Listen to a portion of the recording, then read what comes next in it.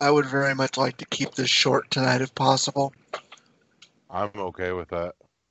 I have a conversation I'm anxious to get back to, actually. Someone needs stabbed? Yes, with a pork sword. I'm very uncomfortable right now. I'm so glad this is recording.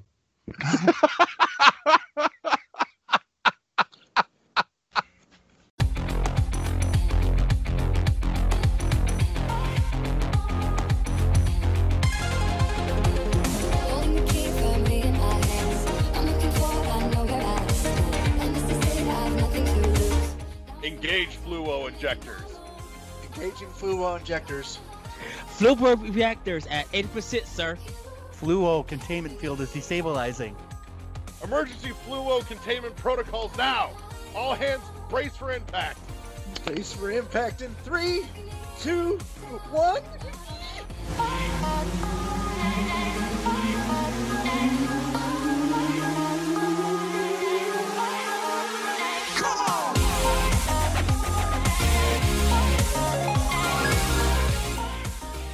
Maria he, Maria ha.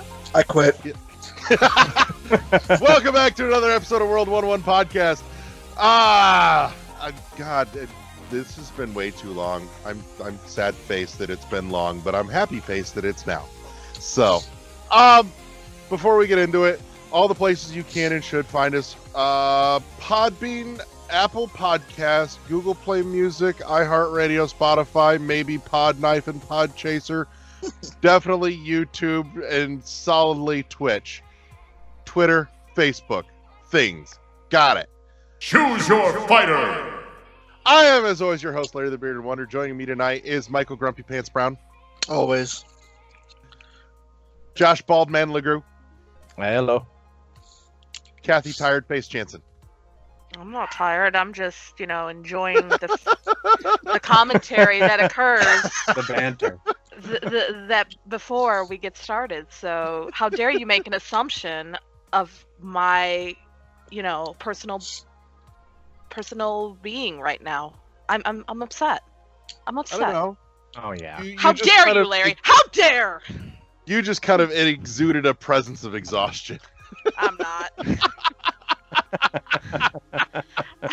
I was actually looking at some stuff and catching up on the news because I'd been sleeping all day, so I missed some of the stuff, and so I was trying to catch up so I could sound somewhat knowledgeable tonight, as opposed to somewhat not knowledgeable.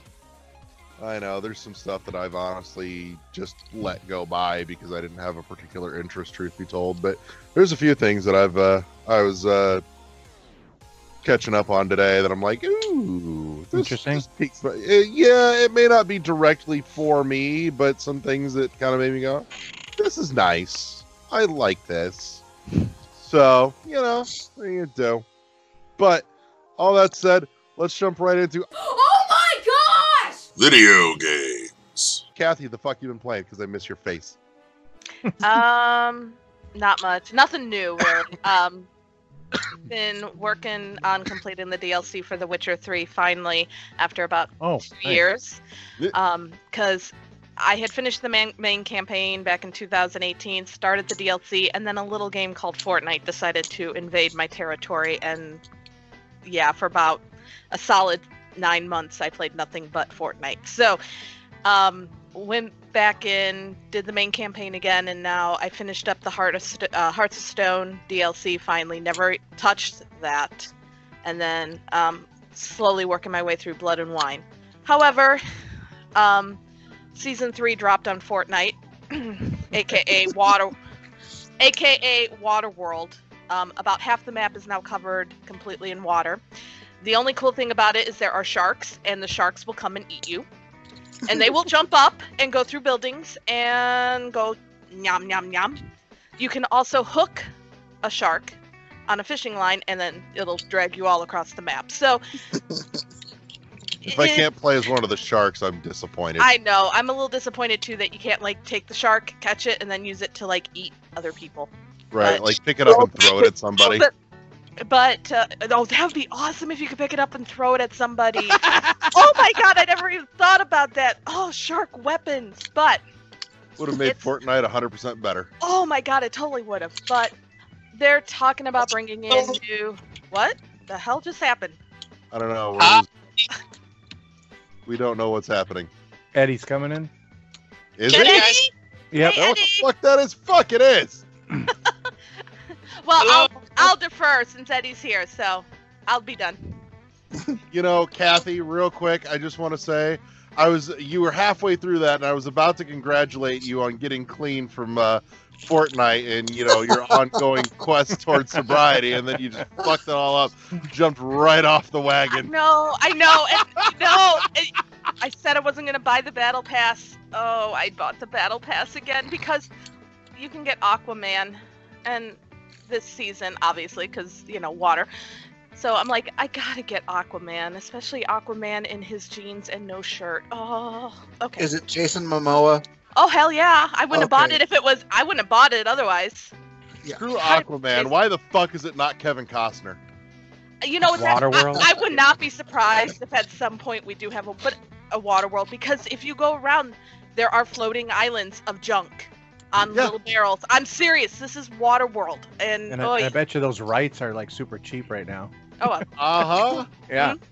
I mean, I gotta imagine Kevin Costner's looking for something to do. He's in that new TV show, What show? he? Yellowstone. oh yeah, he is. Oh! It's a really good show. Ah. But I honestly didn't know he was still alive. Kevin Costner back from his watery grave. Larry, you were hoping I was off the Fortnite train, but let's be honest, I don't play it very often. I have been sticking to other games, and I know. it's not as like, oh my god, like I'm not even playing it right now like I used to during podcast recordings. So Yeah, she has to think tonight. So yeah, and believe me, I don't have many brain cells, so we got to keep them all fired up.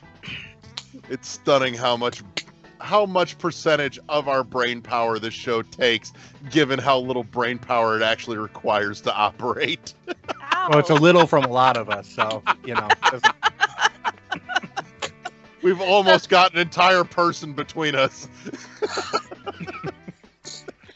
So yeah, so I have not jumped on the Last of Us bandwagon. I didn't care for the first one. I'm not playing the second one. I'm just holding out, looking at some old games to pick up and play. Like, So, finally, like, maybe Final curious. Fantasy 15. I'm kind of curious on why you didn't like the first one. I always want to ask people that. Now see, I never played it, so maybe that would be the difference. I had no desire to Okay. get it, Sure. but I watched somebody. I watch a lot of Let's Plays. So, Right. I just felt like it was the same story that I've seen before. The characters really didn't intrigue me, or I didn't become attached to the characters, and usually that's what sells the game for me. And that twist at the end, I'm not sure if it was believable. Okay, Like, what? I didn't. The fact that I don't. Spoiler I think for the first game. I'm never gonna play No. it. So the fact that Ellie was supposedly had this virus. Again, it's the same kind of. She's like trope. immune to the virus. Yeah. They're gonna. So Okay. basically, they're gonna harvest her and kill her. I didn't like how Joel lied to her. I didn't like how he made her believe that she wasn't gonna help. I think that. I don't believe that's. For me, I don't think that was very realistic. I think. Okay. It just didn't sit right with me with the way it was all played out either, because he killed like a whole bunch of people he knew too. So Yeah, it was pretty violent. it just, well, it's not even the violence. I mean, hell, No, I mean it was. I just could was see that. bad. I could was see that where you think it would not be a believable story at the end. Because why would you trade one person who's willing to do it for everyone else? I mean, it's funny because I can make things believable with. I can kind of hear you, Eddie. I can make things believable even with fantasy. So, like, I'm playing The Witcher 3, and I can believe that world. I couldn't believe the world of The Last of Us, which is weird. And normally, those games I can at least find some. Okay, that's really- fair. I don't. I was Yeah, just my curious. am I wrong in thinking the plot you just described for the game is the same thing as the shitty I Am Legend remake from a few years ago?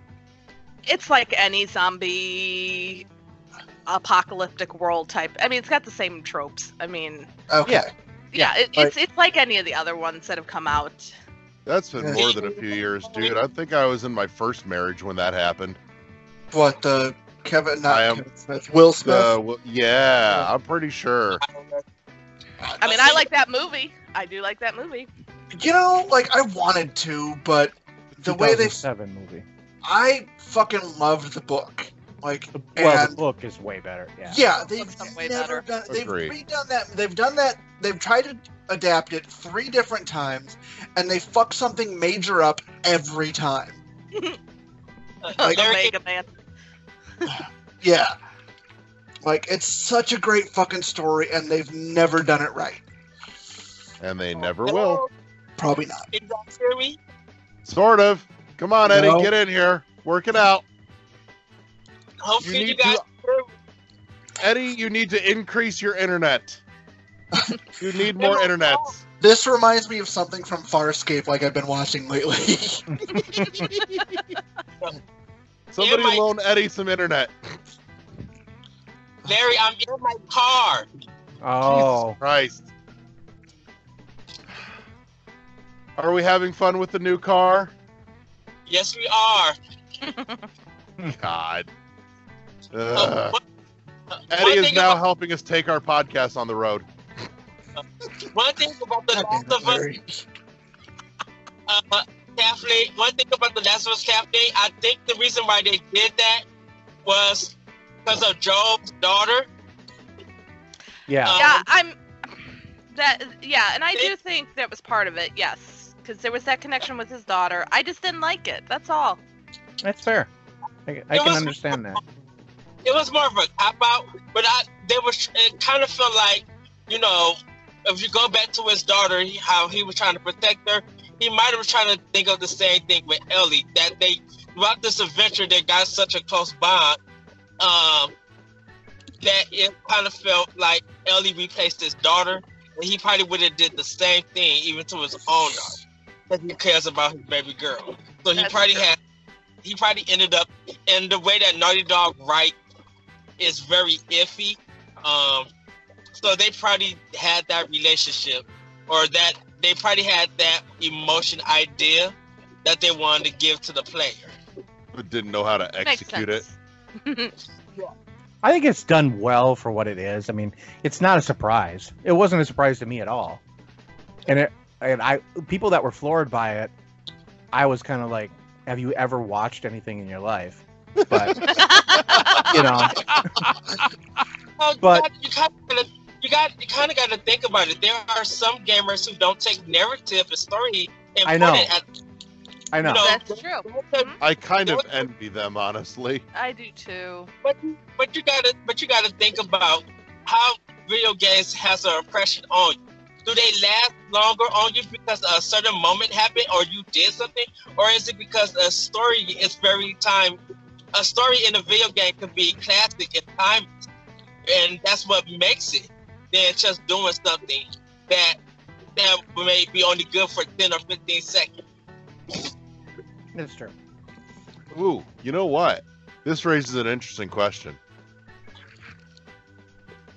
Do developers take advantage of the fact that because you're playing and you have a more direct connection to what's happening with the story, do they take advantage of that and take the lazy route out in terms of writing, whereas when you get into TV, film, cinema, they don't have that advantage and they have to dial up their skill level? It depends on the developer, because Rockstar don't care about story, because no one talks about Rockstar game story. No. They'll talk about the environment and what they could do in it, and even if it's open world. Sleeping Dogs has a better story than any Grand Theft Auto game. And I think they took more care into the story than you just kung fuing and doing Batman stuff around in that open world. Whereas Square Enix, if you look at the Final Fantasy games, or even Chrono Trigger for that matter, where story is progressing the game, that narrative is important than a little bit of the gameplay. So like Square Enix back in the day took like really major importance into their games. So I think it kind of depends on the developer. I could see that. I think too, it's one of those things that honestly, that problem may have gotten progressively worse over the years as technology for games has progressed, and the air quotes here immersion level has rapidly increased. That they're substituting the immersion for like actual depth of writing talent. They substitute graphic fidelity for depth of writing. Yeah, buddy. Which is like they're like, oh, it's pretty, so you're not going to care. Right. And Rockstar does that, and Rockstar does that with a lot of systems they have in their games. Like, though, I think the game Red Dead Redemption 2 was probably the most story-heavy game they've had, other than maybe Max Payne, but no, that was Remedy. Sorry, that wasn't Rockstar. That was the Remedy one that was better. But yeah, no, I see what you're talking about though. Yeah, it's just when you get past all the fluff, and when you really look at a game story, you'll be like, ugh, this story is cliche, janky, or it's like, oh, they really thought about this. They put a twist to this. And when you pay close attention to narrative, it'll really stick out. That's why I kind of had a problem with people were just like, oh, the story in God of War was the best. I'm like, there's 50,000 games that's better than God of War with their story. There's stuff from the NES days. Yeah, has a better story. Why are you, as a grown person or a person who now coming into video games, now want to talk about narrative where we all been talking about narrative for a long time? You guys didn't care about narrative then. Why you want to care about it now? Is it because it's a PlayStation game, PlayStation 4 first party game, or is it that you're now feeling like you're getting older, now you want to take notice of what a story is in a narrative of a game? Right. I don't know. I consider myself fortunate that I was raised on like good classic sci-fi. Yeah. And I had a really good established baseline for just being very discerning in my fiction writing as to, this is trash, this is well written, and these are the differences in why, to be able to pick it apart. That's not to say that I don't enjoy, something good and trashy once in a while for the sake of it, but when it's trashy, I will fully admit, yeah, this is like popcorn trash, and it's entirely superficial, but I went into it knowing it, and that's what I wanted at the moment. Mm-hmm. So, there's nothing wrong with that, but for God's sakes, don't pretend a popcorn flick is the next, fucking, what the hell? Yeah, pick any classic at this point. So. Schindler's List. There you go. Your words, not mine. No, I'm just using it because of the controversy about that. Yeah. I know. That's why I said your words, not mine. Which I don't even understand why that was a controversy, because he wasn't directly he was describing it in the context of the feeling it gave him watching the movie. All right. That was a Josh, Twitter the Twitter controversy. Who was it? That was Jason, not Jason Schreier and someone else. Jason Kanata from Kanata. Yep. Yeah. But then Jason Schreier jumped on him. He said something. What was it to the effect of playing The Last of Us 2 gave him the same feelings as watching Schindler's List. The way it was like a devoid world with no hope, or something like that. And they jumped on him, saying, "How can you compare the Holocaust to The Last of Us 2?" And he's like, and Neil Druckmann and somebody else too jumped on and started like just ripping Jason Schreier apart. God, people are. And he dumb. even told him right out. They even told him at one point that Jason Schreier. They told him, Jason, you're playing mean. You're a bully. Stop trying to put words in his mouth. He didn't say that. But this is the thing about it. What is The Last of Us 2 have to do with Schindler's List? Of course, that would be. Oh, but it didn't have anything to do with it. It was just the feeling that it gave him. Exactly, and that's, I think that was the problem, because I'm still trying to research it, trying to see what the whole thing was, because everybody started joking about it.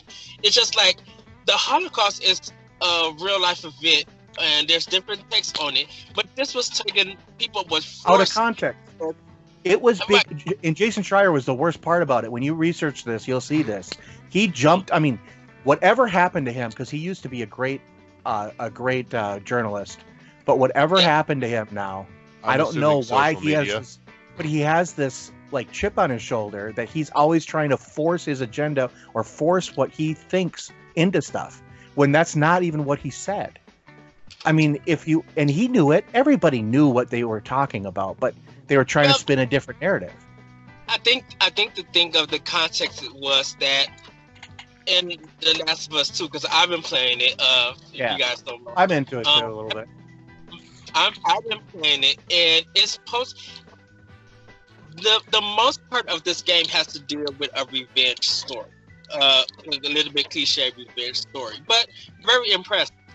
And Schindler's List is not a revenge story, so try to connect emotions between something that's really heart-wrenching because it affected a whole total race, compared to one person seeing someone that they cared and raised about get killed and going on a quest for revenge is two different things.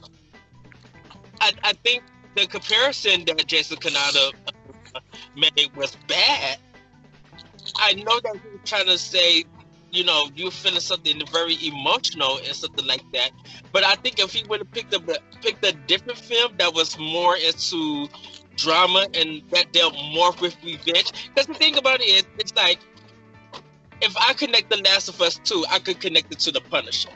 Why?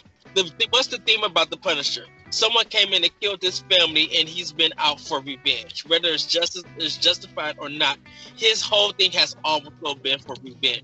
That's the same thing with The Last of Us, but just displayed in a different way. Something, Ellie saw something, and I don't want to ruin it. Ellie saw something that caused her to go on a revenge quest, whether it's justified or not. And so that connection should have been made instead of him saying something like Schindler's List. So, I will say the game is impressive. The emotional beats I'm not feeling just yet. Partly because it's a seen there, been there, done that kind of stuff. But the gameplay is better. The world looks gorgeous in HDR. And I'm getting home and I can't wait to play more later on tonight. But I just want to state that because I'm still in the car. I'm getting real tired. Like, every time a game comes out and says that, we have a deep emotional narrative, I'm just automatically assuming I'm just signing up for playing like fucking schlock at that point. And it's just going to fall flat on its face because it fucking tried too hard. Now, on the other hand, give me a game that doesn't tout that shit and just says, it might get you in the feels. Yeah, I think. And if it does, great. If not, no biggie. And I know what I'm in for. And those are usually the ones that actually do it well. I'm gonna throw out Ori. Yeah, and I think some of the problem too is that like The Last of Us Part 2 is this. Everyone knows it's going to be this epic story, and so they're just trying to pump it up as much as they can. And honestly, I think the controversy that's been happening with it left and right, from story-wise to whatever, I mean, people's own views people are stupid, some of them. Yeah, this game just can't dodge fucking bad press. But you know what? No press is bad. It sold the most of any, in the first weekend, it sold the most of any launch PS4 title this year. I mean, this whole generation so far. It's sold more than Animal Crossing. Yeah, it's sold more than anything. I mean, it's Yeah. crazy. But I think, and I think that had to deal with showing the people who spoiled the game, quote unquote, that they were still going to support and buy this game. Well, I think honestly, some of the spoilers actually, or some of the things that came out, got people more interested in it. They wanted to say like, you know what, I want to see this for myself. I want to make my own mind up. I didn't even care about the spoilers. I didn't search them out or anything. I was going to play it regardless because I figured, you know, since it's called The Last of Us Part 2, it's a direct continuation of the story from Part 1. Right. You know, it's not Last of Us 2, it's Last of Us Part 2. And it is so far. It's a direct continuation, and they're taking some they're going, like Eddie said, they're going in some interesting directions that maybe it's kind of another kind of a hack story job, but I want to see what it goes. I want to see where it goes. See if it manages to redeem itself by the end. I mean, I'm enjoying myself, so for me, it's money well spent. You know, well, that's all that matters at the end of the day. I'm enjoying myself and I'm having fun with it. I just played The Last of Us, the remastered one last 2 weeks ago. So I'm into it. I'm like ready to go again. The last time I played that was 2013, and that was a turbulent year for me. So it was like I had those memories of playing it before. Now that it's totally different experience this time around. Even though 2020 is still a turbulent year for everyone, but it was it's a little less emotional for me than it was back then. I will say directly, you know, shitting on you specifically. Right. I will say I don't like the dodge mechanic in this game. So far, I'm not a big fan of it either. Like, I'm like, this doesn't do nothing. But like the sneaking around, I think sneaking around and just attacking them where you can just outright kill them and stuff, I kind of like that. Like, I like that a lot. So far, I'm liking that mechanic. It's better than the first game did it. A lot better. And one shot can kill, which is nice. You know, if you hit him in the head, it actually matters. Yes. Yeah. Instead of having to pump 5 bullets into somebody when you only have 6 bullets. So that's why I posted that meme with the brick, because I'm like, that's what I feel like every time I need more bullets. They're like, how about this brick? I'm like, no, I want bullets. You know? Right. And I refuse to lower the difficulty. The one thing about this game too is accessibility is off the charts. If you want to talk about accessibility, you can make the screen bigger. You can magnify it. They said somebody that's legally blind can play this game. You can actually turn the colors of the enemies different, so you can see them if you're colorblind. You can do text to speech, speech to text. So any subtitles will be written out loud for you. You know, you can do. I mean, there's like 100 different accessibility options. It's off the charts. Nice. I wonder, like, when you read the notes and stuff, does it? I wonder if that text. It does. It does. I tried it. I turned it on, and if you hit read, it'll actually read it to you. Okay, that's what I was wondering. Yeah. So I mean, for some people, that's what they need to enjoy these kind of games. And you can turn the difficulty level. There's like 5 or 6 different levels of difficulty, and then within those levels, you can actually tweak it some more even. Yeah, I just did the normal. That's what I did. Yeah. I only place that I started really to die was, and you might have Abby, you know her. Gosh. Yeah. That part where Joe and Tom come and help her. Oh, so I just got there tonight. So okay. Yeah, so then I won't say no more, but when you'll probably get into that area, if you die a lot, you'll see why. It's kind of weird or anything, but if you passed it, that's good. But that's the only part that I really died a lot. Everything else was like kind of ease. So yeah, I mean it's a good game. It's fun. I have a weird thought. Does anybody know if there's like any company out there that contracts its services out to developers and publishers to like take their game as they're finishing it and inject it with these kinds of accessibility options so that the dev or the publisher doesn't have to? No, I think with The Last of Us, this was all Naughty Dog. They wanted to do right, this. but I feel like, but I don't think there is. I don't think there is. Right. So I feel like there's a gap in the market that could easily be filled. They normally hire people to come to their developer office, and when they hire them, they actually are part of the development team, and that's their job to get that coded into the game. I don't think there's a particular place that's out there that does stuff like that. Maybe in movies, probably. Because there's so many different parts to it to make that one film. I think in games they kind of do it within one. I think what they probably do for some people, developers, I think they do hire disabled people to come in and play their game and see what it's like for their experience, and they take notes and then try to adjust the game to fit that experience to make it better, so that it is accessible for them to play. That's just an assumption, my guess. Like, I'm just saying here, I feel like there's a gap in the market that somebody could totally get on, where, you could very specifically seek out to hire a collective of disabled gamers with various disabilities and, market that out to major AAA devs and go, hey, we've got an entire roster of people, where they have disabilities that run the gamut. We can bring them in and see how your game plays with this and what may need to be tweaked or adjusted to make it workable to reach a broader audience and make it accessible for these folks. Yeah. I'm just saying, I feel like this should be a thing.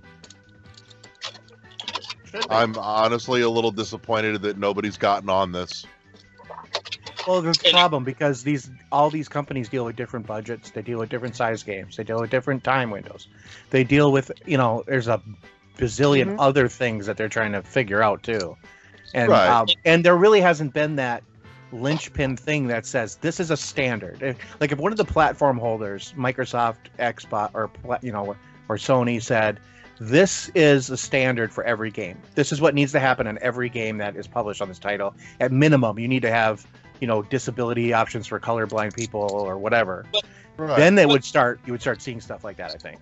But this is the thing. Microsoft has the controller to do all of that. I know they do. All the platform holders do, really. They do, but Microsoft's controller is more accessible to disabled people. Where there's you can plug in, and if you want to breathe to move a character, you can.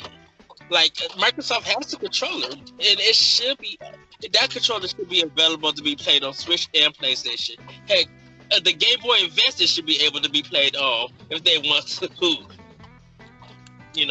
Yeah. But, So I'm just saying, I think there's a missed opportunity out there waiting for somebody to grab it. Totally. That's all I'm saying. So, anyways, you know what? While I got you on the line, Eddie, what in the flying fuck nuts have you been playing? Well, The Last of Us 2, or Part 2, has been one. Shadow of the Tomb Raider, I've been playing also for PlayStation 4. Picked up Scale Attack for a Switch. Really enjoying that. Like, been learning the controls to get a little bit better at that. What was it? Scale Attack. Oh, that's right. I forgot that was a thing. Yeah, that's the one published by Konami. Yeah, that looks fucking dope. Yeah, it's quite funny. It takes a while to get used to the controls, but it's a cool game. It's a really nice platform. And Bento, it's a puzzle game where you play as a mom cat who making bento boxes. So it's a puzzle game that you have to match. It's addictive. It's so good, and it's easier, but it'll make you think. And it's like I only paid like $4 for it, so it's not a bad puzzle game. It's really, really nice. Still playing Breath of the Wild, getting further into that. I have Xenoblade Chronicles Definitive Edition. I have the collection, but haven't started that game because I started playing other stuff. Xbox One, I'm playing. PS4, I'm also playing Darksiders, the War Master Edition. So I just finished the first dungeon.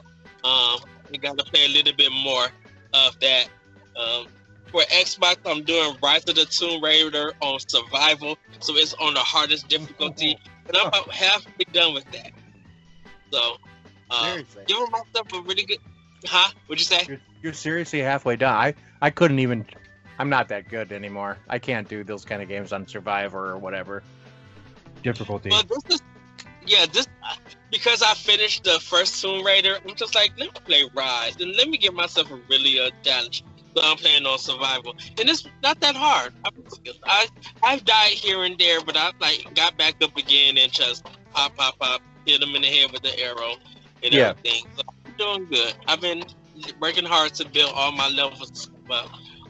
Because I got most of the achievements in there. I think the only one I need is a little bit here and there and doing some extra things. But I could doing the easy mode if I want to. But let's see. Play Watch Dogs 2 on PS4 because it was cheap, and I'm just like, you know what? Since I got the first game on PS4, might as well get the collective and everything. So I picked that up. That's pretty much it. I know I bought two games on PS4 today, or at the time of this recording, but I don't know. I forgot what they were. They were really cheap. Like some SNK games. But yeah, that's pretty much all I've been playing at this time. I'm really trying to finish The Last of Us Part 2, and then really get back into my backlog and finish a whole tons of games. And I'm trying to finish Breath of the Wild because, since I'm halfway through there, I just need to get the Master Sword and do the last 2 champions and then fight Ganon. So I got a lot of work cut out for me, but I could do it. Eddie, you sound like you're just perpetually digging in your glove box looking for something. Oh, sorry. And Shantae and the Seven Cyrus. I'm still in my car. When we go on break, I know, I can tell. I'm sorry. When we go to break, I'll get on to my computer and stuff. Right on. You've got a full plate as per usual. So, Michael, what have you been disappointed by this week? As I said, I finished. I'm still messing with Bayonetta 2. I finally managed to unlock the battling. What's his name? Rodan. Yeah, and he fucked my shit up sideways pretty goddamn quick. So I'm pretty much like, well, I saw it. I've done pretty much everything in the game I want to do, so I'm pretty much done with it at this point. I think I've got 3 stages left to actually finish it on the hardest difficulty is called Infinite Climax mode. Because she's a hooker, don't ever forget that. And so as I said, once I finish those 3 stages, just to say, yeah, I've beaten it on every difficulty. I don't care about, 100%ing it on getting platinum on everything because, I don't hate myself that much at this point. So yeah, that's pretty much it. Right on. I've enjoyed it. I think this one is a much better game than the first one was. Because they streamlined a lot of things.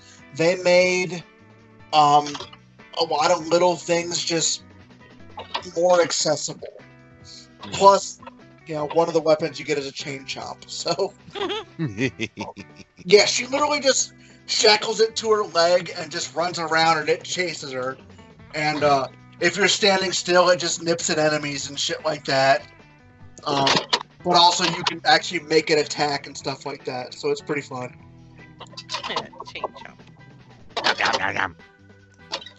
Does it make fun sounds? What sound does it make? Tell me it sounds like a dog. It barks. Yes! Yeah. Perfect. Sounds like a chain chomp. Yeah, it barks, and, what else?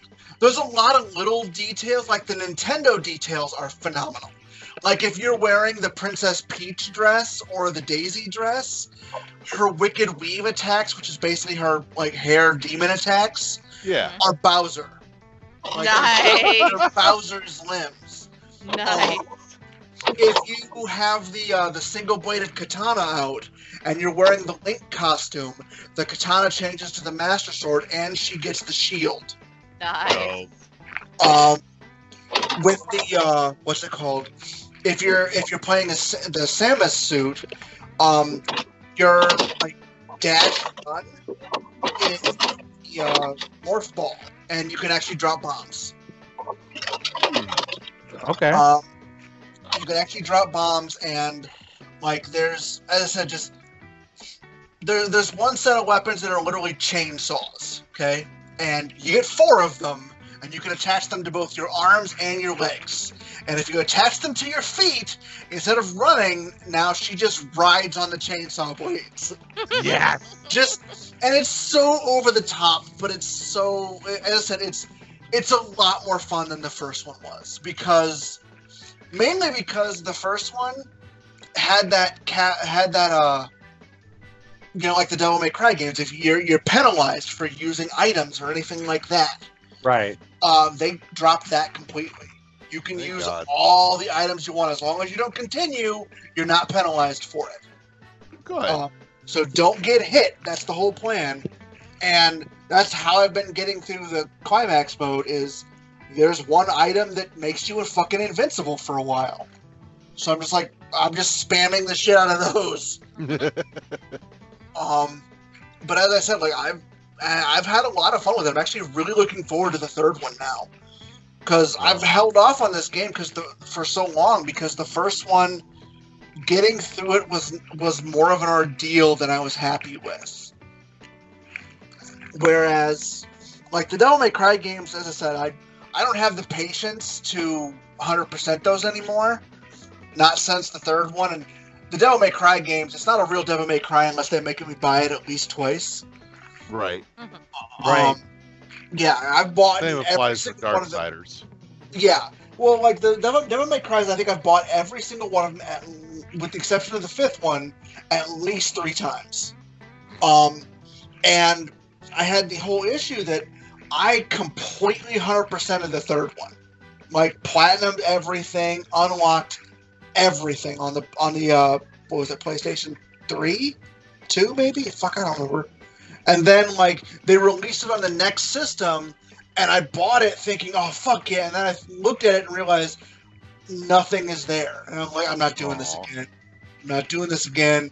So I played through it just to see it again. And I was like, all right, good enough. And as I said, the first Bayonetta is very much like that. It, it was a good game and a lot of fun, but there are certain aspects of it that just weren't fun. Whereas this one makes the game a lot more accessible. The second one is a lot more fun. First one is like fun once. There's enough holding it back that you don't want to do it again. Yeah. Well, the funny thing is I actually decided... You're better off enjoying the memory. Yeah. Well, I actually decided I wanted to play through the first one again. And remember, I bought the Super Deluxe version of the... So I was like, oh, and it had the little card unscratched. I was like, oh, fuck yeah. And I scratched it off and put in the code, and the code did not work because it's the UK version of the game. Now, you could always just sign up a UK Switch account. More trouble than it's worth. Actually, not that horrifically difficult, dude. Meh. I'm just saying. Plus, then it's honestly not a bad idea to have a UK and a Japanese account, because then you get access to region-only or region-specific games that they have in their eShop. Not to mention, you can take advantage of their sales, because their sales differ from ours. Now, in order to do that, does it mean I have to, like, sign out of mine or something? No. Because, like, I don't want to have to, in order to play a specific game, have to literally kind of sign out of everything and have to go to this other... That's too much of a pain in the ass. Nope, not at all. I might have to have you walk me through it then. There's plenty of tutorials. Bah. It's 5 minutes worth of work at best. If nothing else, it's 5 minutes worth of work to get your free game. Yeah, true. There you go. Although knowing my dumbass, I probably threw the card away. I'd be shocked if you did, honestly. That would stun me. Like, that kind of shit stays in the case for me, even if it's... You know what? Actually, you're right. It probably is still in the case. See? I'll check in a minute. Yeah. But, anyways. But yeah, that's what I've been playing. Nice. I can get behind that. I'm honestly thinking I may start Darksiders 2 on the Switch next, just because... Like, I went through... I remember about a month or so ago, I went through the first Darksiders on there to see if the audio issues were happening. Right. And they didn't have... Like, and I actually... Because last time we recorded with just Eddie and Josh and I, we... Eddie mentioned that he was playing Darksiders, and I told him, like, the whole audio issue where it gets so bad at some point that the cutscenes will literally just stop and glitch out, and then it'll just kick you back to the game on the PlayStation 4. And I think the Xbox version does the same thing. So I wanted to know if the Switch version did that. It doesn't. Yeah. So... Switch version is Ultimate. Yeah, but they don't have Darksiders 3 for the Switch yet. I'm sure it's coming. It probably is. Which is going to piss me off, because then in order to get there, I'll have to fucking play through it again. Ugh, fucking Dark Souls type games. Yeah. Now, on the other hand, though, I can't really be mad at any of the re-releases for any Darksiders, because we have to take a minute and acknowledge how great THQ's remaster puns are for like all their fucking games. Fair enough. All fantastic. Kingdom of Amalur, the re-reckoning. Yeah. Yep. Did you see that? Speaking of THQ, I actually noticed. Remember, I told you, Josh, that I pre-ordered Biomutant like 2 years ago. Yeah. Yeah. I found out that the first of all, remember I showed you that there's like an ultra special $400 edition. Yeah. Which, yeah. No. But no, I'm not doing it. Yeah, I have the statue version of it pre-ordered. The price has went up since I pre-ordered it. It's doubled. Really? God yeah, damn. The version I have, because Amazon basically says whatever you pre-order it at, you get it at. Yeah. And it's $119 or something like that? It's $109. Now yeah, it's that's what like I got. Yeah, it's $200 now. Okay, cool. That's if it never actually fucking comes out, but... Yeah, I know. Eventually, one day, maybe. It's supposed to be this year. I mean, they're still saying it's coming out in 2020. Right. Mm-hmm. I don't think we'll get it this year. But, no, it's going to be like first quarter 2021. I'm thinking spring or early summer next year. It comes with free coronavirus. Right. Oh well. Yeah. What have I been playing? I've been piddling around with two games primarily in the last couple of days, actually. I've been playing. First of all, I've been playing Bomb Chicken. Bomb Chicken is fucking great, dude. Bomb Chicken sounds like a song. It should be. It's like a shitty pop punk song, sung by Phoenix TX. So, Bomb Chicken is actually this fantastic little cartoony-esque platformer. It's all pixel artwork, which is, par for the course with just about anything I enjoy these days. But, I don't know, I'm just being honest here. But in any case, so, imagine Bomberman, except it's a 2D side-scroll platformer, and instead of Bomberman, he's a chicken. Yeah, that's not coalescing in my brain beats right now. God damn it, Larry. Now I'm thinking of that one song. Oh, Chicken Attack? Fuck it! I hate the fact that you ever showed me that. Oh, Zoe loves that shit. She totally will sing along to that. Oh, I will, and I'm singing to it in my head, and I'm actually trying not to hum it, but God damn it! No. Let's not start. Continue. So, anyways, but yeah, you play this fat, adorable, floofy chicken that walks around and it lays bombs instead of eggs, and it can't jump, and so you have to lay stacks of bombs in order to get up over ledges and shit and be able to clear gaps. And yes, the bombs can hurt you if you're touching them when they go off. That's all the clearance you need, is so long as you're not touching the damn thing when it goes off.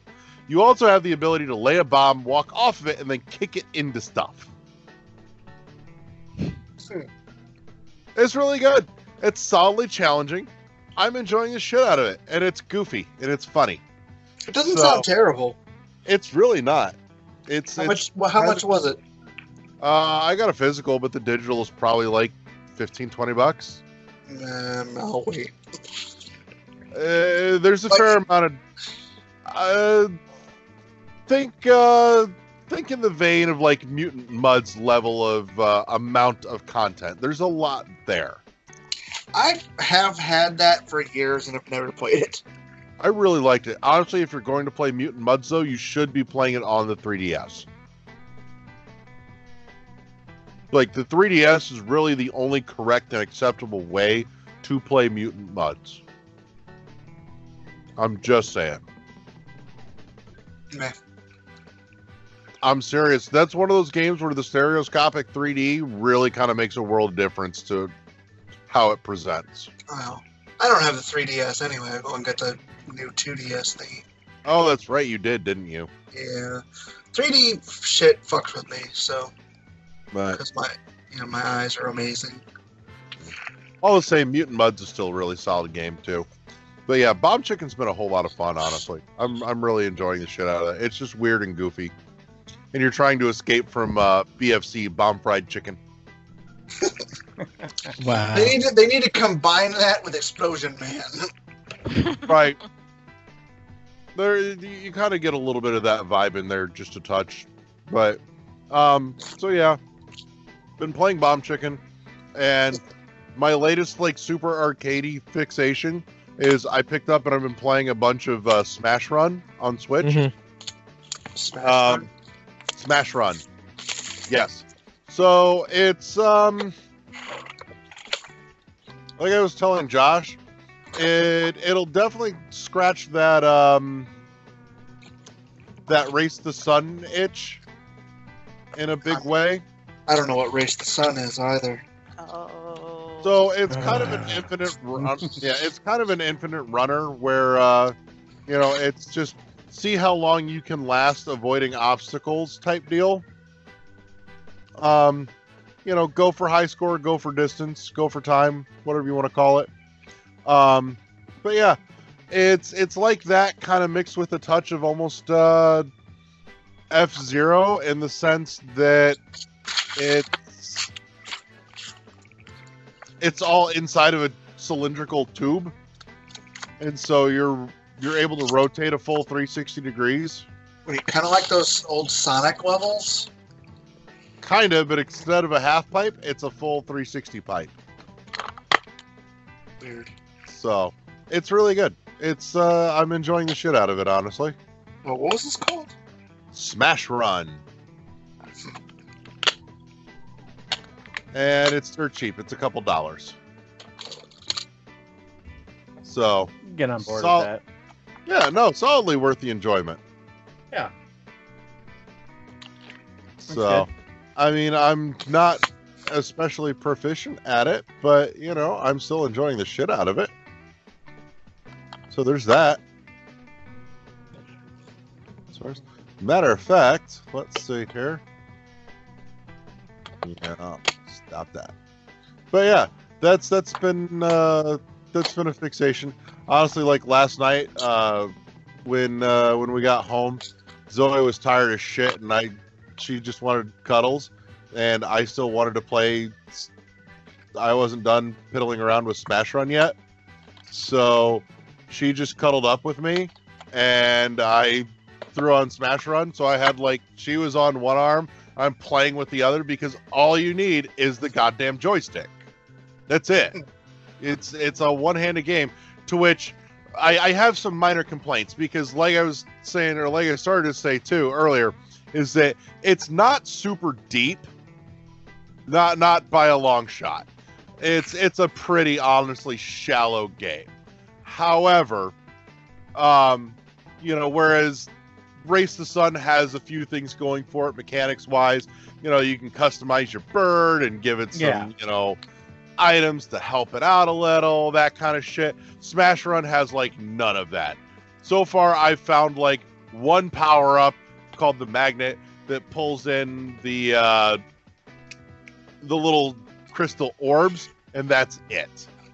So that's what I've been able to work out thus far. And I mean, you can't really see the ship. Here, I've thrown it up on the screen so you can kind of see what's going on here if you're watching the video. Yeah, see, I'm making it happen. Black. Is it? Yeah, it's just black. Weird. I don't know what the hell happened. There we go. There we go. Did it come up? Hey, Yep. There it is. So yeah, it's just it's a tube runner, and it's just an infinite randomly generated. And there's a whole bunch of different like patterns for the designs and everything. So you're not just like staring at the same visual aesthetic over and over again. Really, the only constant is like the glass panels are always that like purple there. Wait. So you don't actually see your character; you just kind of avoid obstacles. Yeah, this is it. You're looking at it. Okay. It's kind of pretty too. It is. So it's super mellow, and again, it's not a big brain thinker. That said, I've got a couple of nitpicks. I wouldn't have minded there being a little more depth to it, but I would have, if they had done it, I would have liked it to be optional where I could play like stupid mode, like just this. But I would also like there to be an option to turn on some deeper stuff. The soundtrack could use a little more to it, because I think there's maybe like 2 tracks. Don't get me wrong, it's not bad and it's a decent loop. It's just background.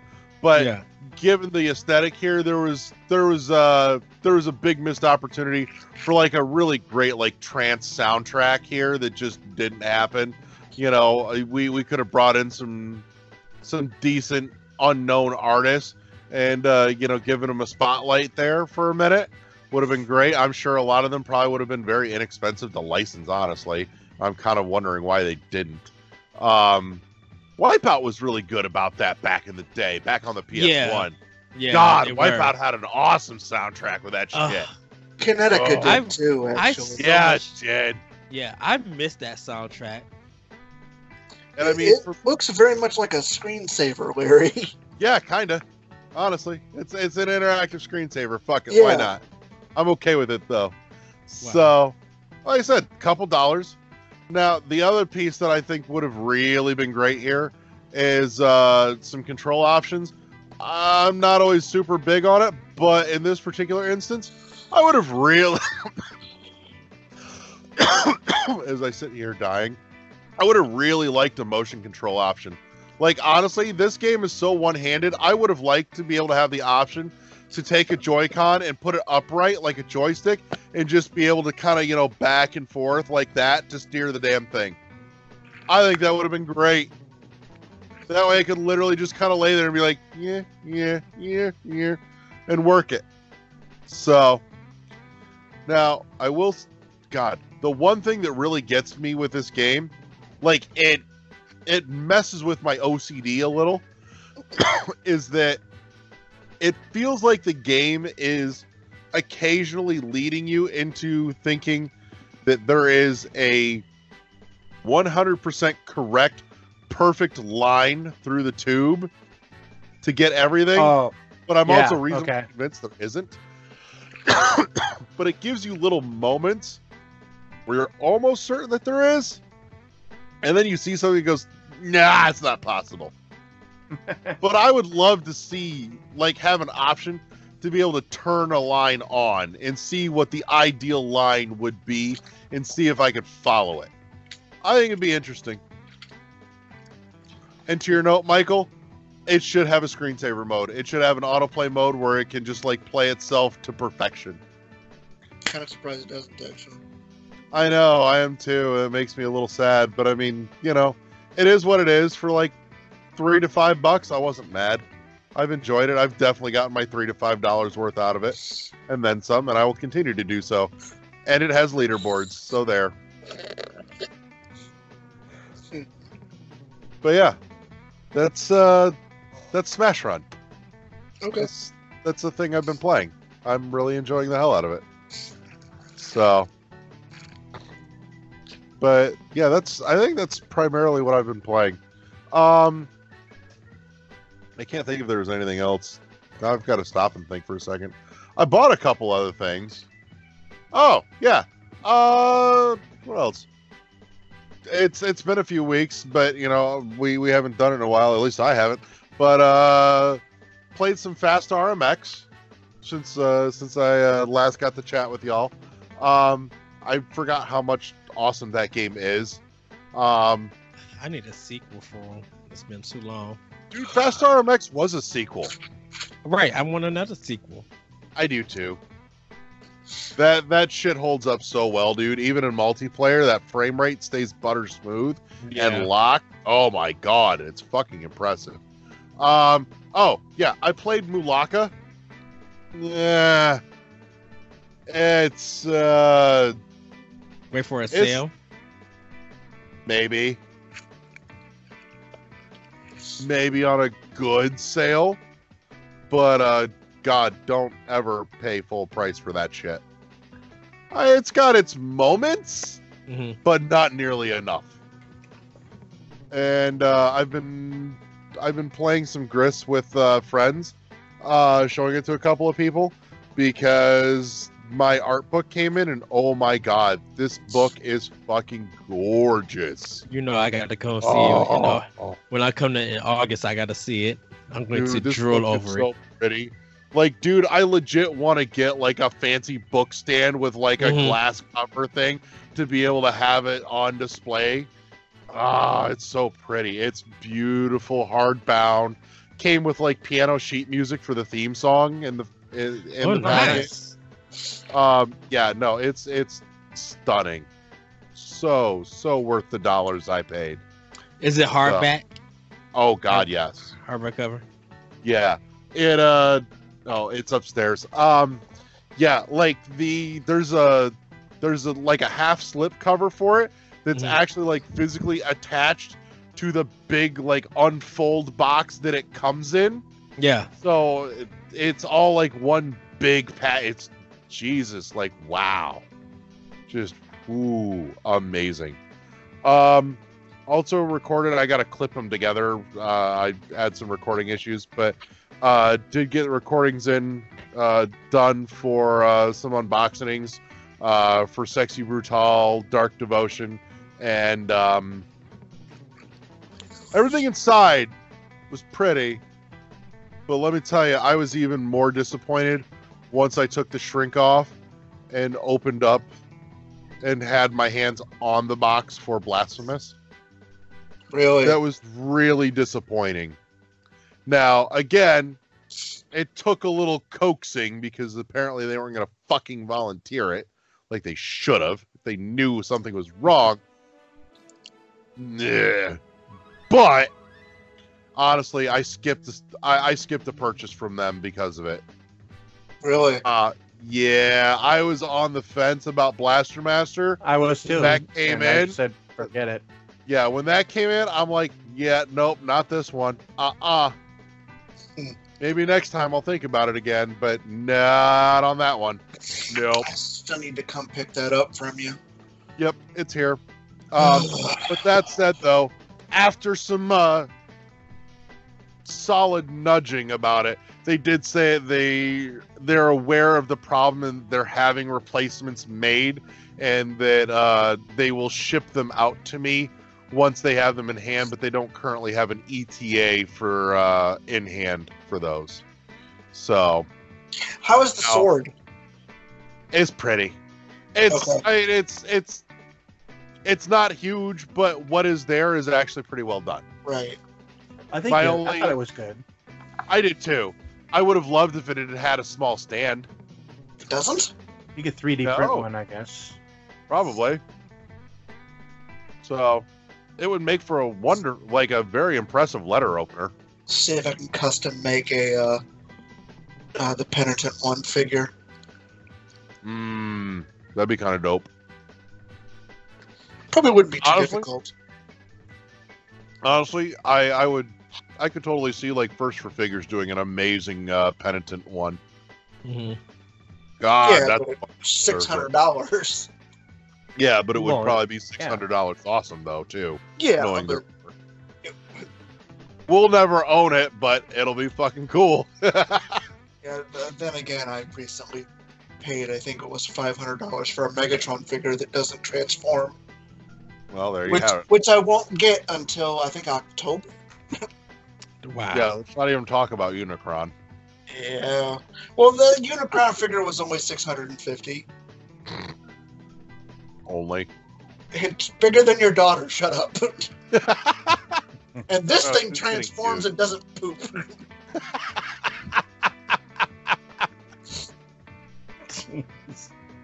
Oh, well. That you know of. Yeah.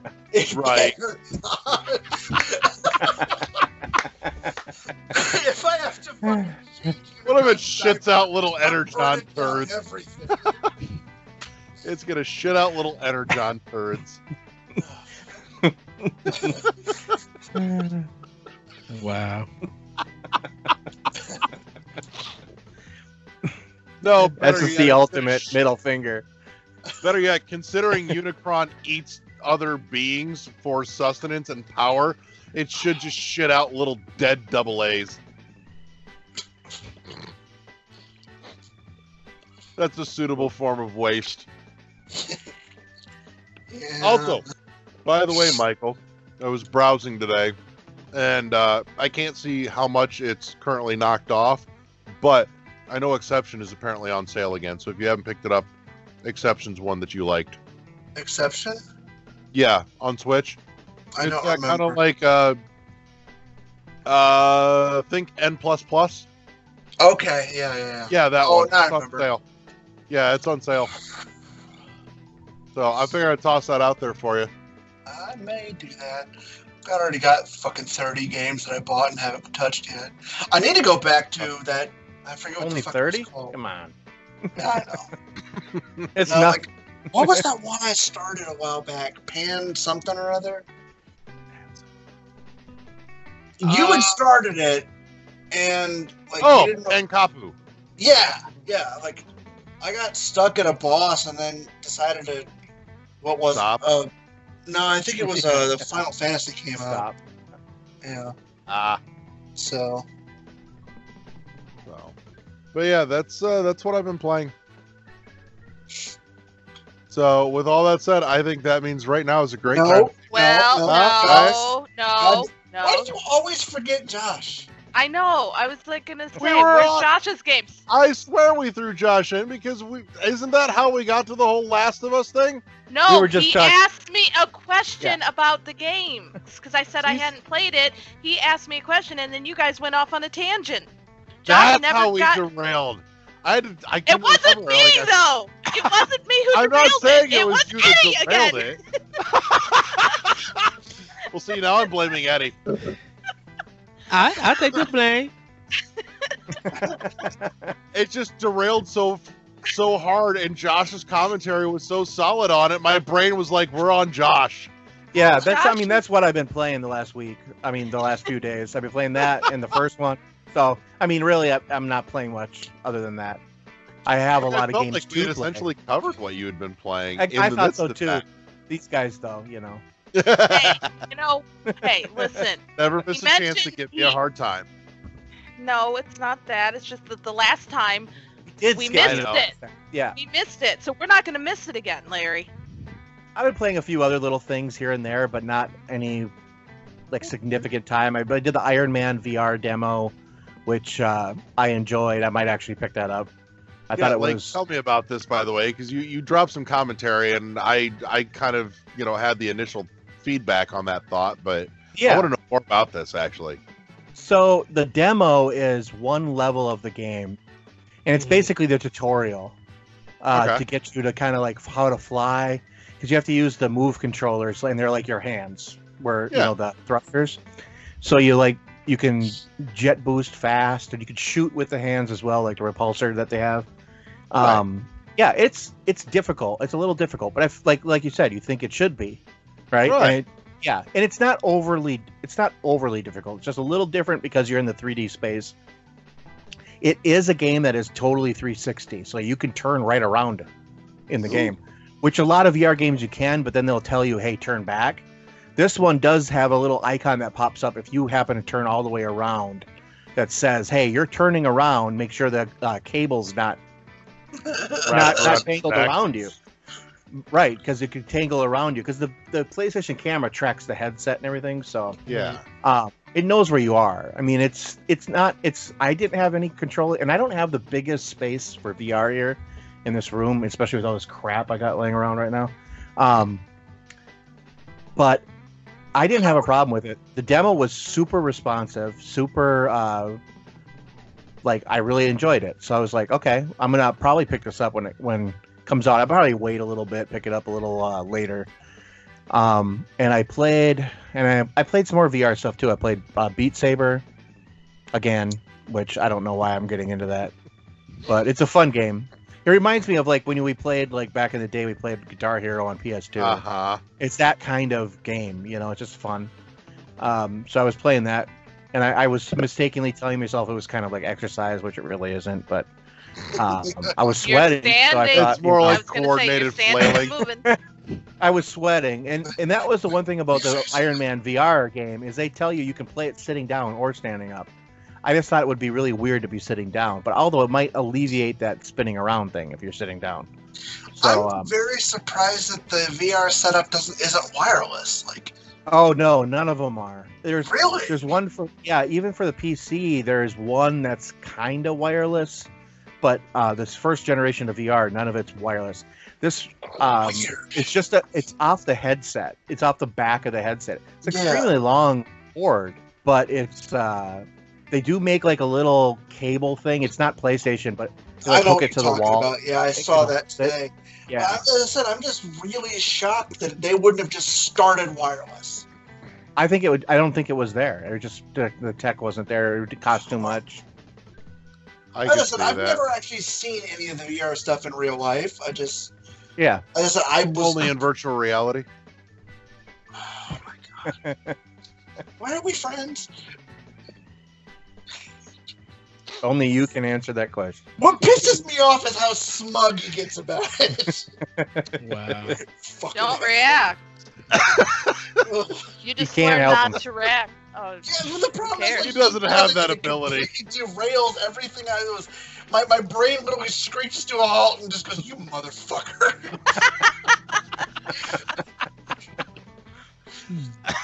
And I watched a lot. I've been watching a lot of 3D movies on my VR headset. That's about it. Cool. Going through this little fun. They're going through this 3D movie kick again. I got all these 3D movies, so I'm just like put one in, start watching. Like Aquaman in 3D is really cool. You know, that kind of stuff. When are we getting Waterworld in 3D? When ice caps melt, and we're all sitting here in water. That's the grand finale for 2020. Oh God, I hope. I have to move then and save my game rights at the same time. Just load it all onto the raft now. Just be like what I could grab. I don't know what I would grab, you know. Ooh. Yeah, let's not even go down that rabbit hole. No. Maybe I just saran wrap the entire room and just hopefully it holds. Put it in a big Tupperware container. Make sure you burp it. One of those Ziploc bags where you have to put the vacuum on it. And just There you go. suck the whole house into there and it'll be fine. Yeah, like vacuum seal freezer bags. Yep, definitely. Yep. But I mean, that's like really all I've been playing. I've been just dorking around with a lot of. Remember, you got to dehydrate it first. I just got the mental image of having clothing made out of that shit. Wow.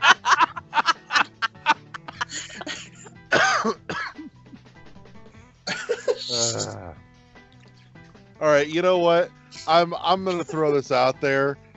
Tonight we're gonna run this just a touch differently because we've definitely gone solidly long, and I know somebody begged for a mercifully swift death tonight.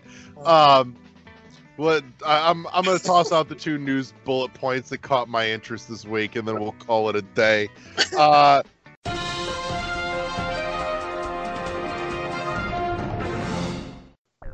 We got a double hitter in news this week, or today, very specifically, actually.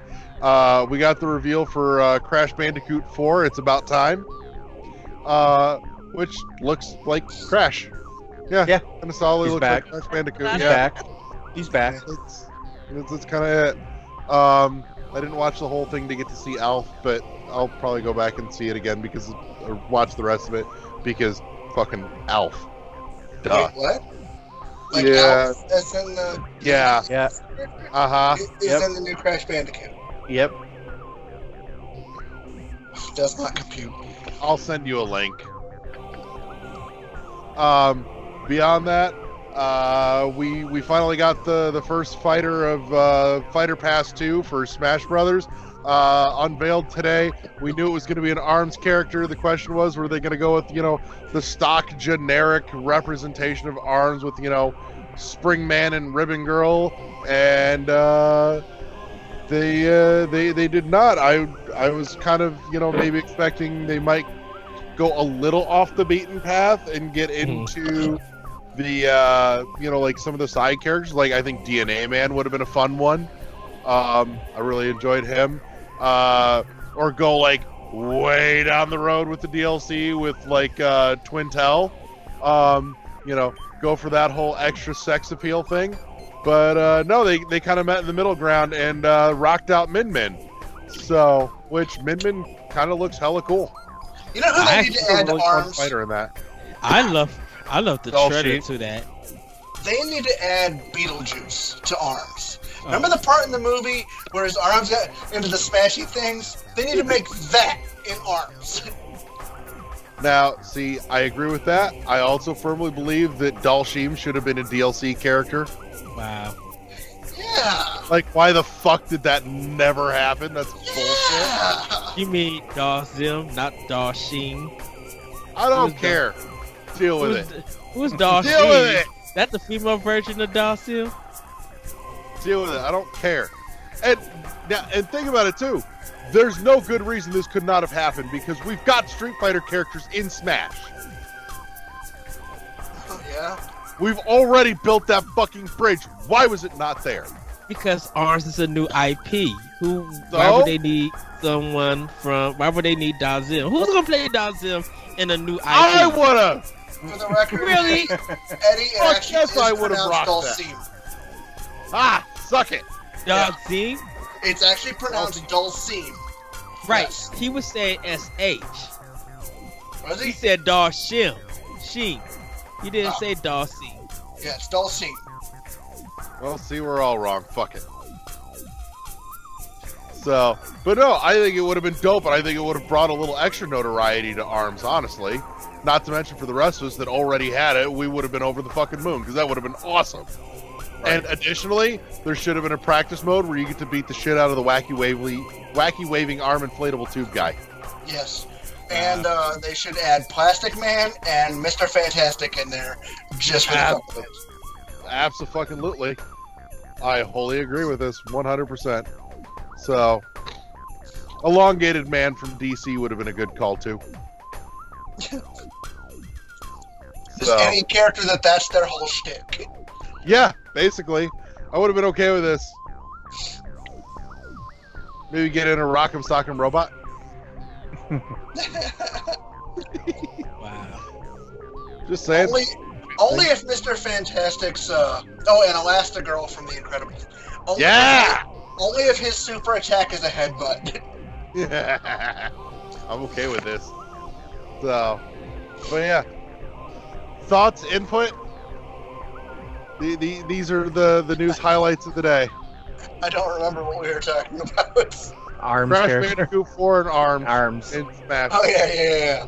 Oh, like I said, I like the trailer to it. I want to go to I want to go to Nintendo Noodle Shop. I was laughing at that. I'm like, wow, they did a fantastic job with this trailer. It's like, this is really cool. Oh yeah. I'll definitely be a learner. And it's good that they started out with the first female for the DLC. Because now I wonder who else they're gonna go with now for this. Because I think they said, I think they now have 6 players instead of 5. I think someone was showing that they added another player to the second season. So Maybe. it'll be interesting to see. Also, for the record, keep in mind, Min Min coming in as a DLC fighter now means that Spirit Fighters or Spirits from Ultimate are officially on the table, because Min Min was a spirit, and she's now coming in as full-fledged fighter. It was shocking to see like the Fallout boy, or Fallout guy, and that actually looked really cool. That looked actually really well done. Yeah, and then Tekken, I'm like, Hachi. Well, yeah. Wait, what? What? The Tekken costume? Oh, no. Yeah, for the Mii fighters, they were showing all the 5 new costumes that came to it for it. I was just like, oh, that's kind of cool with it and everything. I really thought Arms 2 was going to get announced, but I'll just have to wait. Oh well. I would like to see one more Arms game before the Switch goes away. Yeah, I think they're working on one. I hope so.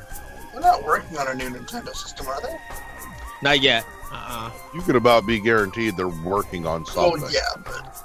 Well, they're probably going to do like what they did with the 3DS. You're going to get like a newer, more powerful machine. It's going to be the Switch and blah, blah, blah, blah, blah, blah. They just haven't done it yet. Haven't said anything. Because their Switch is selling so much. I mean, why would you change it? Right. Right. I just, like I said before, I think when these new consoles come out and we see what they can do with the zero load time and all this stuff, that the Switch is going to look a lot older, and they may start thinking about some kind of revision on that point. Not so much, I don't think. Because the problem is trying to get third-party games that are being made for these new consoles will not be ported anymore.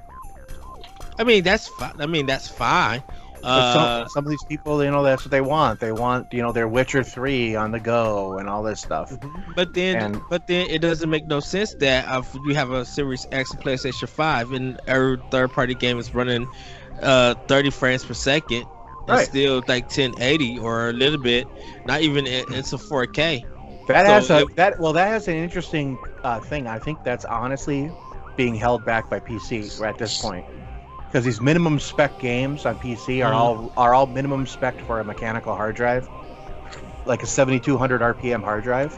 Right. And when the consoles are going to have SSDs on them, so they're actually going to be always making to the lowest spec, and the lowest spec is going to be a minimum requirement PC for at least for the first year. Yeah. Until they all of a sudden say, you know what, you need an SSD on PC too, and they'll just develop for it.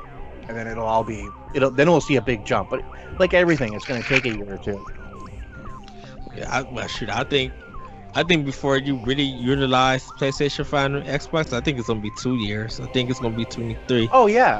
I think Switch is 3 years because it's 2020. I think Switch, like Nintendo and those games, will be fine because I think still people want the physical. It's still going to be more about the experience than the graphics. Because the thing about it is that, you're showing me a beautiful game that is a cutscene. This is not the actual gameplay that's running. Like, I always wonder how many people are ready, financially ready for next gen. Like, do you have the 4K, 60 frames or 120 hertz or whatever TV? Are you ready to spend more to get like accessories and everything? And then what games are you going to get are you going to still get the same gen games that you've been playing for years on the past systems, or are you going to go out your way and try new stuff for it? We're going to launch with last year's Madden. Pretty much. If you can get that, I wonder. They made that game for the Switch, the Tokyo 2020 Olympic game. Mm-hmm. I'm wondering if that's like a rare game because now they didn't have the Olympics. Right. And I'm wondering if it's going to be like a collector's thing. Probably. Well, depending if it's physical, depending if the physical version, yes. the one for the Switch. The Switch, the physical version, yeah, that's very rare. Here's a collector's note. I kicked myself for this. There was a guy over here in my town. He was selling Doom. He had it listed on the marketplace, the physical cartridge for the Switch. Yeah. He wanted like $20 for it. Okay. And I just didn't get. Well, because it's over $100 now. Is it really? Well, because here's why. Because most of the cases you open up now, all they have is a download code inside. Yeah. Really? There's no physical Switch Doom cartridge being made. I didn't realize that had changed. They're extremely limited. Yeah, Bethesda's been doing a lot of that with Switch. That they'll have the box copy, but when you buy it and you take it home, it's the digital code. It's a digital code. Yep. And you got to like keep up with the news on which game is going to be the digital code, because they won't tell you that, because I think that happened to Wolfenstein Youngbloods. Everybody was going to buy the game on Switch to get the physical version with the cartridge, and there was a download code.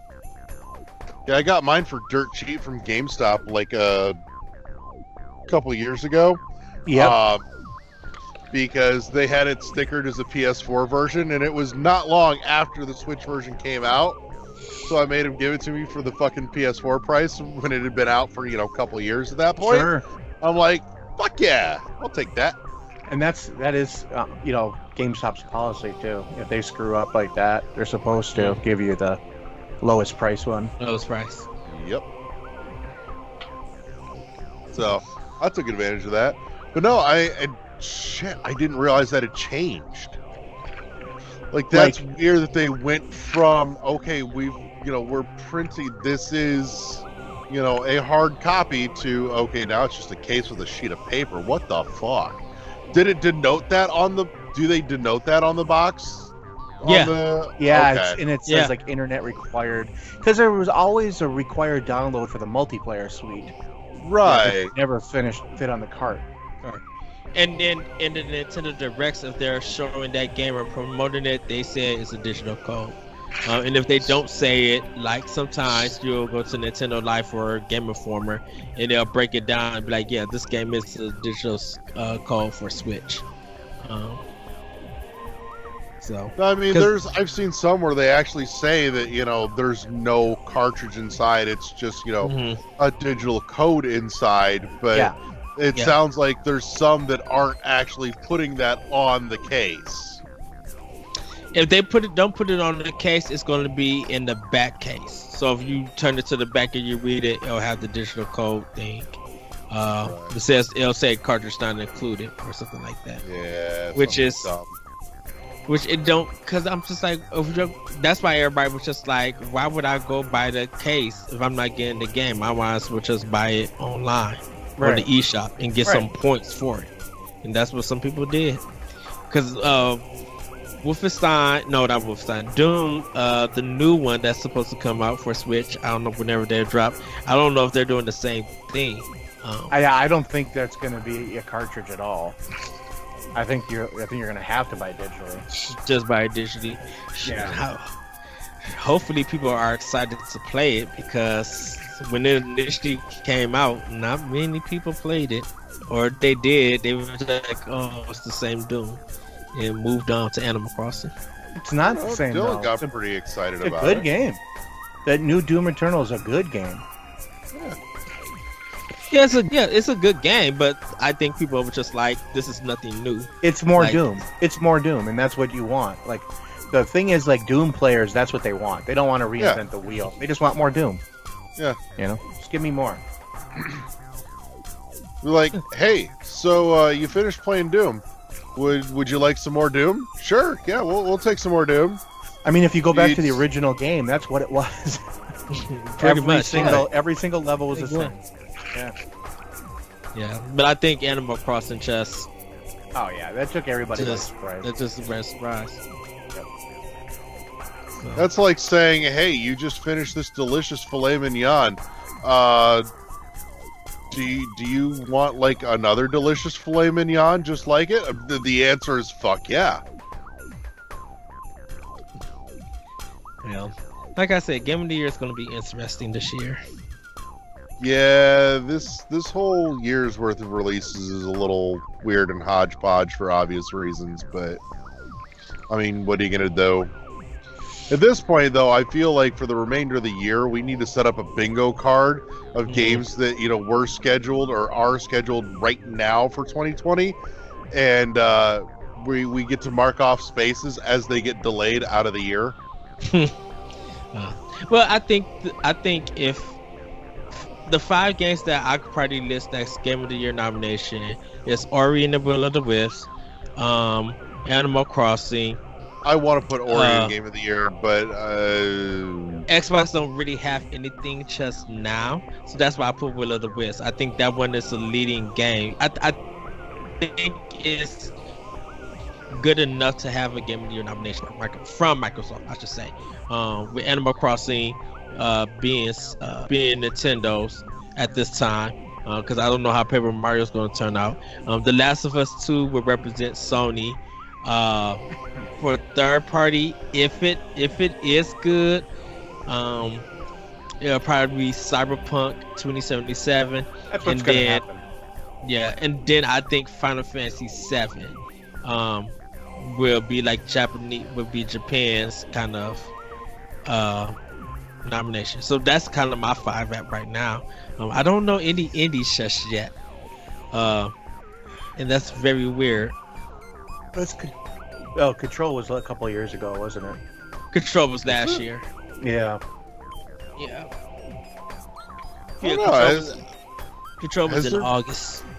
Has there been like a super standout indie darling this year that comes to mind? No. I mean, some people want to say Ori, but I'm just like, no, Microsoft published that, so it's not truly indie. Yeah, no, it's not. I mean, like, I don't know if it's even like, people would say the Wonderful 101 Remastered. It's not an indie title, though. It's a second party title. Yeah, no, that's still platinum. They've got some money to throw around. I haven't put it in yet, but I got my backer copy. Did you? Nice. Yeah. Nice little holographic. The lenticular? Yeah, it's nice. Maybe Hunt Down? I know a lot of people were big on that, but it didn't have lasting. The Forest. There's a game called The Forest 2 or whatever for PS4. Is that indie? I don't know. I think it might be. It's only like $10. Yeah. I would have to go through the list of indie games that's been released to find out. I'm like, the problem is with these indie games now is that there's a ton of them. So yeah. Trying to get through what's good and what's just kind of like a shovelware is getting more and more difficult. Yeah, but when there's a real standout, you tend to everybody knows it. I don't really. Everybody just keep playing the old stuff that they've been playing, like Dead Cells or even Blasphemous. It's like. Well, they hold up, but I mean, Dead Cells has like spectacular replay value. Obviously, Blasphemous does too, but for different reasons. Right. I can't think of anything off the top of my head. Yeah, I know Fortnite would get a lot of nominations. I think for season 5, but for like best ongoing game, right, continuing live service. Yeah, I think it would be that. I think Modern Warfare's online kind of battle royale. Warzone or whatever they call it. Yeah, Warzone, and that is actually really fun. Yeah, and what about Maneater? Second party, wouldn't it be? Is it? Yeah, no. It's second party. I don't think it's indie. Maneater's indie. Is it? Yeah. Because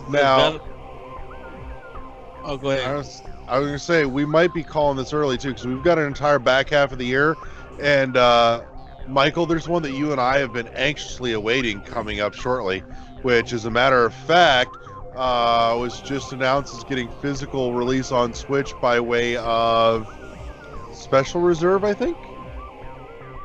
Yeah, I think it's Special Reserve. Is Carrion. Yeah, it's Special Reserve. Yeah, is there an actual release date for that shit yet? Date no, but it is this year. I think summer actually. But again, Special Reserve said that they're going to be putting it on. That it's coming up in their release schedule soon. They haven't dated it, but my guess is if they're saying soon, it's not far off. Is that because Digital Special Devolver? Reserve? Yeah, Devolver Digital. Yeah. The red blob one? Yeah, huh? Oh, the one that we seen. See, okay. Yeah, like from last year's. From last year. toy. Yeah, I was wondering when it was coming out because I thought it was supposed to be out last year and didn't know if it dropped or anything.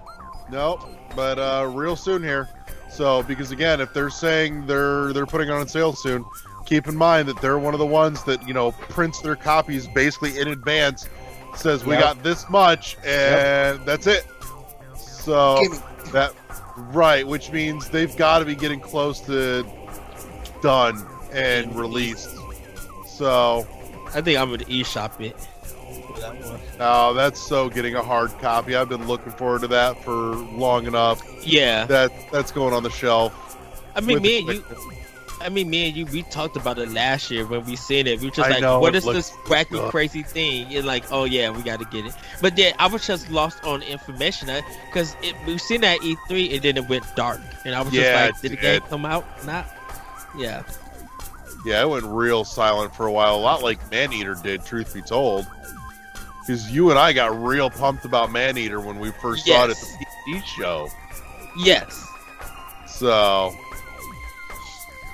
but yeah, that's on the horizon. I think that has the potential to pull Indie Darling this year, just for the simple fact too that there doesn't seem to be any other real major contenders for Indie Darling of the year. Yeah, because a lot of indies and stuff that we were hyped for last year, they got pushed or they got delayed, and we don't know no more information about them. Now, the one that could blow this all out of the water, though, is if by some godforsaken miracle, Silksong makes it this year. I don't think that'll happen. No, I don't think it will either. But if Silksong makes it, fucking all bets are off. If we had to give them we had to see in October. I would give them to October. If I had any kind of betting with that, I would give them to October to see what they could do with that. Especially considering their track record and given that Hollow Knight's console release was a stealth drop E3 announcement. Mm-hmm. So they could be holding it for a stealth drop. September maybe would be a good month to drop that, honestly. So my gut says September, October would be the right time for that if they're going to pull it through this year. Yeah, and that's very weird. And I know we'll probably be going soon. Paper Mario Ghost of Tsushima is July. Yeah, I think the only thing that we know of in the fall and winter is Cyberpunk 2077. Well, and Call of Duty, and I don't know if there's a Call of Duty this year. They haven't announced anything. But because E3 was it for a year, because E3 went tits up, they are not, telling anything. You got Assassin's Creed Valhalla too, but you've got like some other stuff that's coming, but they're not. Everybody's doing it on their own schedule now, so nobody knows when anything's being told about. And the Stadia Connect, I think it's this week. Is it? I think so, because I know.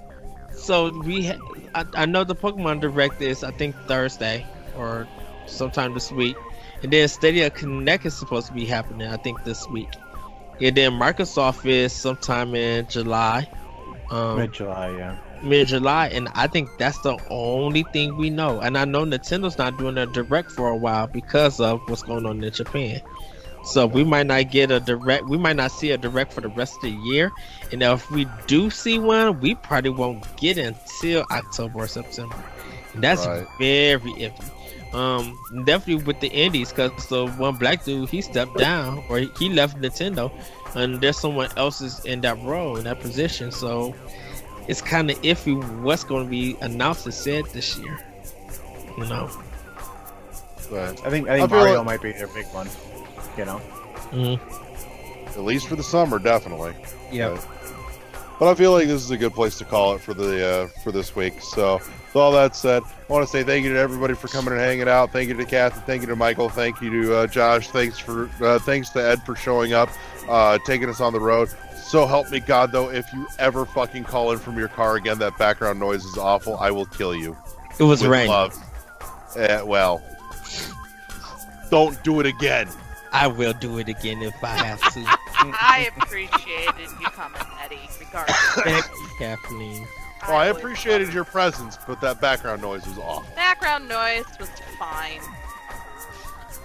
Because I miss you, Kathleen. I haven't seen you in like months. Oh, I miss you, Eddie. I'm so glad you were able to join us. I was like, where were you? And I was like, oh, he's here! Yes.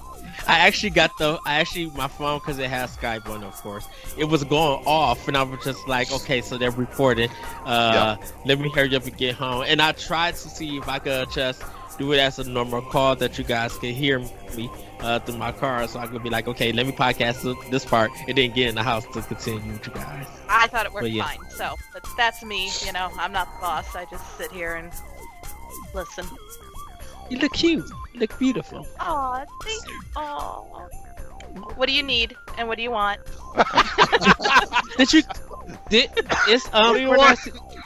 Is Fortnite Season 5 started? Did you play around with it? With Fortnite? Yeah, I caught it. I didn't catch it all. Yeah, no, that's where we got the Waterworld reference. It's basically Waterworld. Half the map's underwater. Oh, and then we started talking about sharks. I think that's when you joined us when I was talking about the sharks. Sharks. Okay. Is it still fun? Is it a little bit better, or is it just Fortnite? It's Fortnite, and stupid me bought the battle pass again, but only because Aquaman is the special character. Jason Momoa. So, you know. That's cool. And I definitely had to get him in his jeans and no shirt combination. So nice.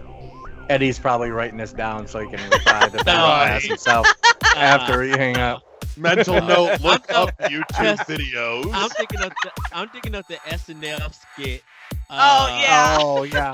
Where he come in and he has the little things and he jiggles. I watched that and I crack up and laugh. That was so unexpected. Yeah. Like, what is this nonsense? And I just fell out laughing. Yeah, but no. Yeah, no, it's okay. It's good. Fortnite. It's Waterworld basically. That's really what it feels like. So, a lot of us are missing the old map, and it'd be nice if we could have that option to play the old map. Yeah, they should do it. Maybe someday. We'll see. But anyhow, sorry. Yeah. So yeah, that's we'll call that a wrap for this week. So with all that said, everybody say goodnight, Gracie.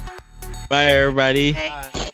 And we'll see you next time on World 1-1 Podcast. Bye, everybody. Peace.